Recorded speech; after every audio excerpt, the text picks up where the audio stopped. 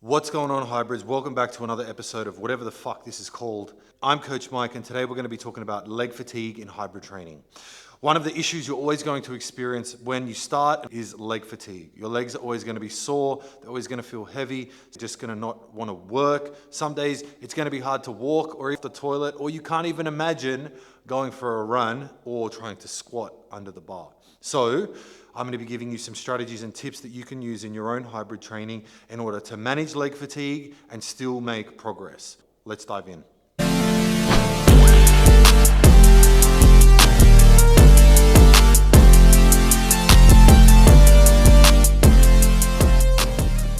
There's probably not a better day or time to discuss leg fatigue than the day that I happen to be squatting. When you hybrid train, one of the first things you're going to realize is, man, my legs are always fucked. And unfortunately, that is part of the process. However, it can be managed.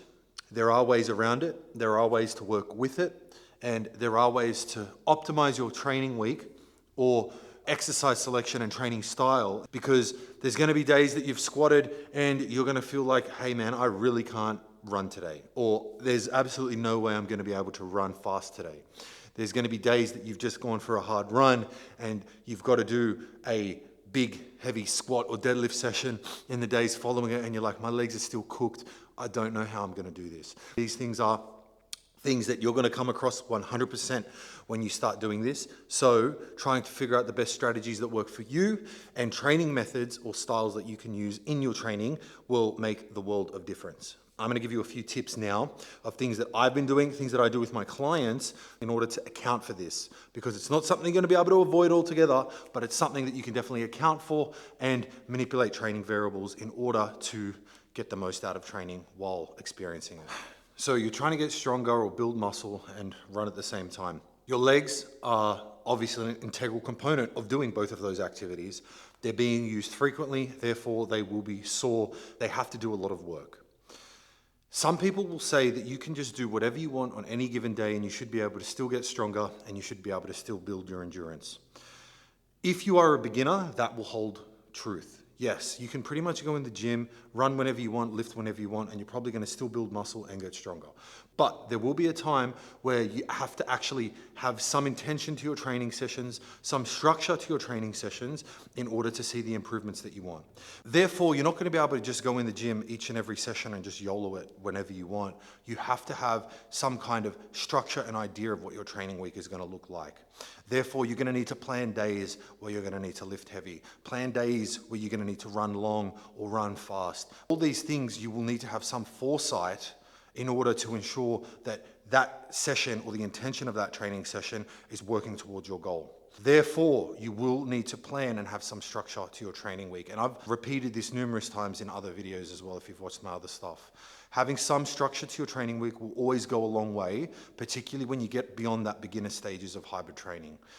Because in order to get the next level adaptations, you require that little bit more work, which requires that little bit more effort, which requires more recovery capabilities, which then requires you to kind of plan things ahead. You need to be able to perform at your best on particular days, and that means you need to be able to account for the level of fatigue that you could accumulate in other training sessions. Bringing this back to managing leg fatigue. It would be advantageous to know what days of the week you are supposed to be doing what. For example, today is Wednesday where I am in Sydney. I am doing squats today. I did not do a long run yesterday, and I do not intend on doing a big hard run tomorrow, because I know that if this session goes to plan and I lift the numbers I want to, my legs will carry some fatigue after this training session. It does not make sense to have a hard training session tomorrow, because at what level am I going to be able to produce the capacity of effort that I need in order to get that level of improvement? For that reason, tomorrow's run that I will be doing is actually quite easy. So having some kind of structure just allows you to account for what days you're going to be training hard, what days you're going to be training easy, meaning you can then go hard again, because you're not going to be able to go hard every day. Absolutely no way. It's eventually going to catch up on you. You're going to be chasing your tail, and you're actually probably going to be stuck in the same position, if not maybe regressing over a longer period of time. Another note on planning your training week is that it's super useful to have days where you have higher volume or higher intensities and lower volume and lower intensities. So hard days and easy days. Having harder days means that you have those days that are designated for you to push harder in running or lifting, meaning that those days will carry a little bit more fatigue with them, but then you've already accounted for that, which is why you have an easy day following it. There's no point having 2 hard days back to back. You're just not going to be able to recover. But if you have a hard day, easy day, days where you fluctuate your volume or intensity, you will be able to continuously progress. You just need to understand that not every day you're going to feel great, and that not every day you're going to be able to go hard in the gym or on the concrete.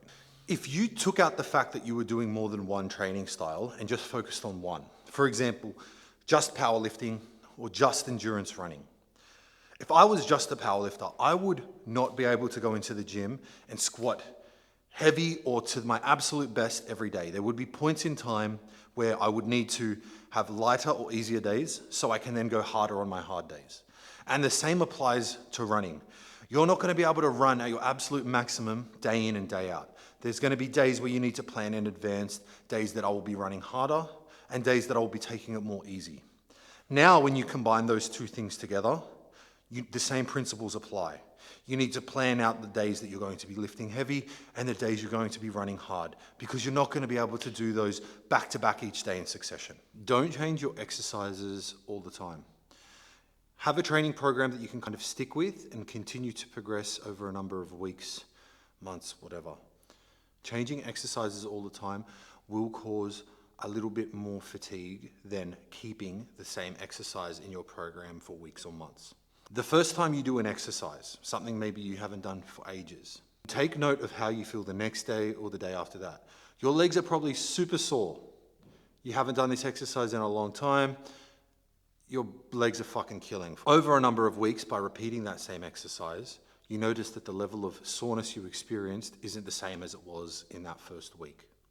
So, if you want to manage fatigue, one of the best things you can do is continue to have the same exercises in your training block for periods at a time. Your body can adapt to that stimulus, increase its neuromuscular efficiency, and decrease the amount of fatigue or soreness you'll experience, which therefore won't hinder your other lifting or running sessions later in the week.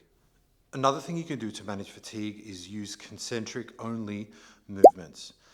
An example of a concentric-only movement is a movement that only really worries about the way up or as the weight is being lifted, and not worried about controlling the weight on the way down. The deadlift here is an example of this. So if I deadlift, concentric is up, and then I just drop the weight down.